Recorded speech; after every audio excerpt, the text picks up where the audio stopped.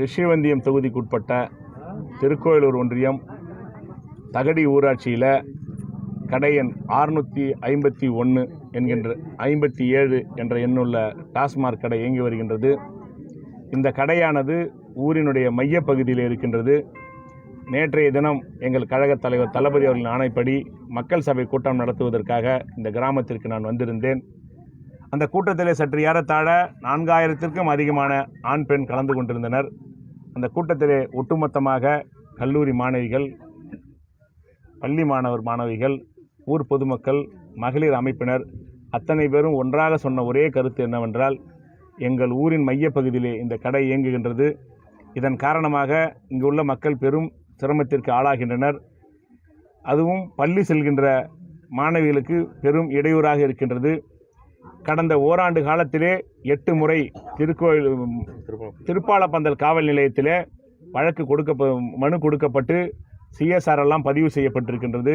இப்படிப்பட்ட மக்களுக்கு இடையூறாக இருக்கின்ற இந்த கடையை அகற்றுவதற்கு சட்டமன்ற உறுப்பினர் எங்களோடு இணைந்து தயவு செய்து இதற்கு போராட்டத்திற்கு வாருங்கள், கடையை மூடியாக வேண்டும் ஒட்டுமொத்தமாக குரல் கொடுத்தனர். மக்கள் குரலை கேட்ட நான் இன்றைய காலை இந்த கடையை மூடுவதற்காக கடையை திறக்க வேண்டாம் என்று சம்பந்தப்பட்ட டாஸ்மாக் டிஎம்மிடம் தொலைபேசியில் தொடர்பு கொண்டு பேசினேன்.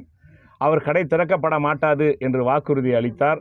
ஆனால் வாக்குறுதி அளித்த அவர் 12 மணிக்கு கடையை திறப்பதற்கு அதிகாரிகளோடு வந்திருக்கின்றார். நாங்கள் ஒட்டுமொத்தமாக இங்கு திரண்டு நிற்கின்றோம். ஊர் மக்களோடு கடையை திறப்பதற்கு நாங்கள் ஒத்துழைக்க மாட்டோம். கடையை திறந்தால் கண்டிப்பாக இங்கு போராட்டம் நடக்கும். கடையை திறக்கும் வரை, கடையை மூடும் வரை இந்த இடத்தை விட்டு அகல மாட்டோம். கடையை மூடிட்டு போகணும் தான் வந்திருக்கிறோம். ஒன்றும் இல்லை, பெரிய மனசோட மக்களுக்கு நல்லது செய்யணுங்கிற சேவை பண்ண போகணும். இதை மூடிடுறேன், இந்த திறக்காதுன்னு அறிவிச்சுட்டு போங்க. முடிஞ்சு போகுது. திடீர்னு எந்த விதமான அனுமதி இல்லாமல் பண்ணலாம், திடீர்னு பண்ணலாம்னா அந்த மாதிரி இருந்ததுன்னா கொடுங்க. இன்ஸ்பெக்டர் ரொம்ப அறிவாளி மாரி பேசாது, புரியுதா? நான் நடந்தது நல்லதுக்கு சொன்னா நீ என்னமோ எனக்கு விவரத்தை மனைவி நானே கேட்டேன். நான் என்ன கேட்கறேன், நீ என்னமோ சாலை மறியல் பண்ணலாம், ஹைகோர்ட்ல ஆர்டர் போட்டுருக்கான்னு சொன்னா அப்படியே இல்ல நீங்க பேசுறத பார்த்தோம்னா இல்ல பேசுறீங்க. நான் என்ன கேட்டேன், நீங்க எல்லாம் தெரியும் ஏகாம்பர மாதிரி பேசுறீங்க. இப்படி சூழ்நிலை ஹைகோர்ட் சொல்லியிருக்கேன், நீங்க போட்டிருக்கீங்க, அது கரெக்டா தப்பா எனக்கு புரியல. எக்ஸ்பிளனேஷன் கேட்டா என்னமோ